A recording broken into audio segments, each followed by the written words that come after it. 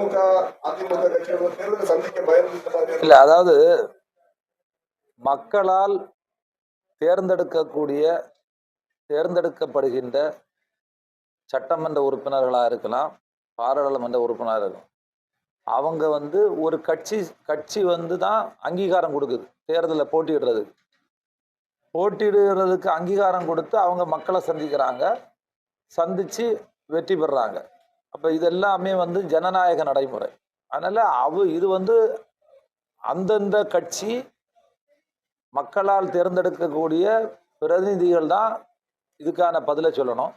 ரெண்டாவது, இப்ப அவங்க விருப்பப்பட்டு இது எங்க குதிரை பேரன்னு சொல்றதை நான் ஏற்றுக்கிட மாட்டேன். காரணம் என்னன்னா, இப்ப அவங்க எல்லாருமே மக்களால் தேர்ந்தெடுக்கப்பட்ட பிரதிநிதிகள் ஏதோ ஒரு வகையில.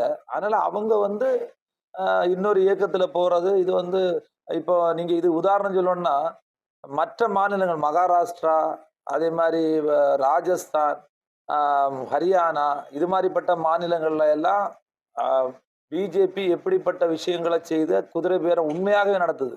ஆனா அதெல்லாம் விட்டுட்டு இன்னைக்கு தமிழ்நாட்டில் சொன்னீங்கன்னா, இது அவங்க மக்களால் தேர்ந்தெடுக்கக்கூடிய பிரதிநிதிகளுடைய விருப்பம் தான் என்னுடைய. அதனால குதிரை பேரம் என்பது நான் இங்க இருந்து எங்கேயாவது கடத்தி கொண்டு வச்சு அது மாதிரி செய்யக்கூடியதான் உண்மையான குதிரை பேரம். ரெண்டாவது, இப்ப தேர்தல் நடத்தினா ஒருவேளை இவங்களுக்கு திராவிட முன்னேற்ற கழகத்துக்கும் வெற்றி பெற முடியாதுன்னு பயம் இருக்குன்னா, அனைத்து இந்திய அண்ணா திராவிட முன்னேற்ற கழகத்துக்கும் வெற்றி பெறுவதற்கு வாய்ப்பு இல்லைன்னு அந்த பயம் இருக்கிறான். அதனால இப்படிப்பட்ட விஷயங்களை அவங்க தொடர்ந்து செய்துட்டு இருக்காங்க. இந்திய கூட்டணி, அதாவது ராகுல் காந்தியோ பாரத கூட்டணியில திமுக தான் முதன்மையா இருக்கு. இப்போ அந்த கூட்டணியில திமுக இருக்கிறதா இல்லைங்கிறது சந்தேகம் இருக்கிற சூழல்ல தாவேகாவுடைய ஆதரவு கட்சியான திருமாவளவன் இந்திய கூட்டணியில தாவேகாவும் இணைஞ்சு செயல்படுவதற்கான வாய்ப்பு இருக்கு.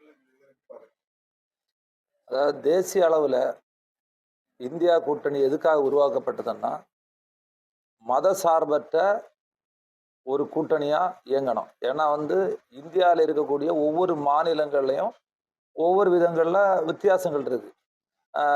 ஒவ்வொரு கலாச்சாரம் இருக்கும், ஒவ்வொரு நடைமுறை இருக்கும், பல்வேறு மொழிகள் பேசக்கூடியவங்க, ஒவ்வொரு மாநிலத்துக்கு மாநிலம் வேறுபடுது. எங்களுடைய தலைவர், பாராளுமன்ற எதிர்கட்சி தலைவர் ராகுல் காந்தி என்ன விரும்புகிறாருன்னா, நம்ம ஒரு மத சார்பற்ற நாடாக இருக்கணும். அரசியலமைப்பு சட்டம் என்ன சொல்லுகிறதோ அதுக்கு மாதிரி அந்த அரசியலமைப்பு சட்டத்தை பாதுகாக்கக்கூடிய ஒரு நாடாக இருக்கணும்னு விரும்புறாரு. சகோதரத்துவத்தோடு இருக்கணும்னு விரும்புறாரு. அந்த அடிப்படையில ஒரு மத சார்பற்ற நாடா இருக்கணும்னா அவங்க யாரு கூட இன்னைக்கு இந்திய அளவுல பிரதான எதிர்கட்சி இன்னைக்கு காங்கிரஸ் இருக்கு, ஆளுங்கட்சி பிஜேபி. அதனால மத சார்பற்ற அணிக்கு கூட தான் இருக்க முடியும். அந்த அடிப்படையில இப்ப தமிழ்நாட்டினுடைய மாநில உரிமையை பாதுகாக்கணும். இப்போ மறுவரையறை வருது. கடந்த அரசாங்கம் திராவிட முன்னேற்ற கழகத்தினுடைய அரசாங்கம் அதை கடுமையா எதிர்த்தது. அதனால அவங்க இஷ்யூஸ், அதாவது பிரச்சனையினுடைய அடிப்படையில கொள்கை சார்ந்து அந்தந்த கட்சிகள் இது பாராளுமன்றத்துல அந்த இஷ்யூஸ் பேசிட்டு தான் முன்னெடுக்கும். என்ன எந்த பிரச்சனைக்கு எப்படி நம்ம கையாளணும். அந்த அடிப்படையில இன்னைக்கு நீங்க மறுவரையறை தமிழ்நாடு முழுவதும் மறுவரையறை பண்ணா நமக்கு எத்தனை தொகுதி போயிடும்னுள்ளதெல்லாம் எல்லாருக்கும் தெரியும். அதனால என்ன பிரச்சனை இருக்கோ அந்த அடிப்படையில பண்ற டைம்ல இந்தியா கூட்டணியில அங்கம் வைக்கக்கூடிய ஒரு சூழ்நிலை வரும். அதனால அவர் சொல்லியிருக்காரு. ஏன்னா இன்னைக்கு அகில இந்திய அளவுல காங்கிரஸ் எதிர்கட்சி வரிசையில் இருக்குது. காங்கிரஸ் தான் மக்களுக்காக போராடுது. அதனால அந்த முடிவை எடுக்கணும்னு அவர் கேட்டிருக்காரு.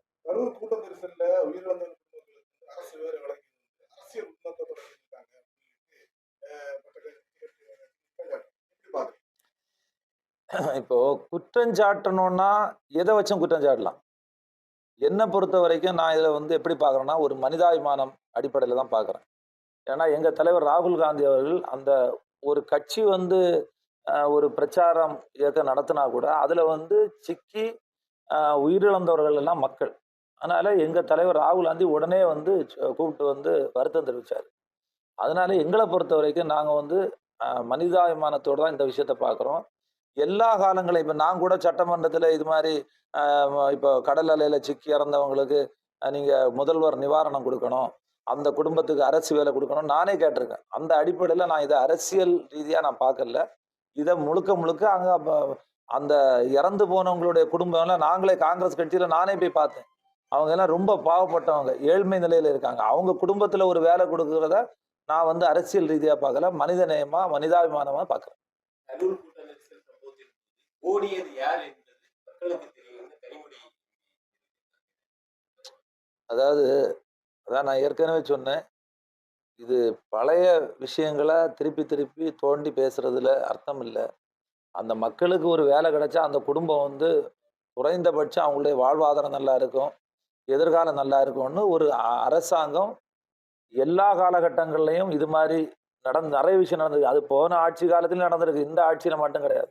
அதனால அது அவங்க இறந்து போன குடும்பங்களுக்கு அவங்க செய்திருக்கக்கூடிய உதவியை மனிதாபிமானத்தோட தான் பார்க்கணும். இது வந்து அரசியல் ரீதியா இதை பார்க்கக்கூடாது.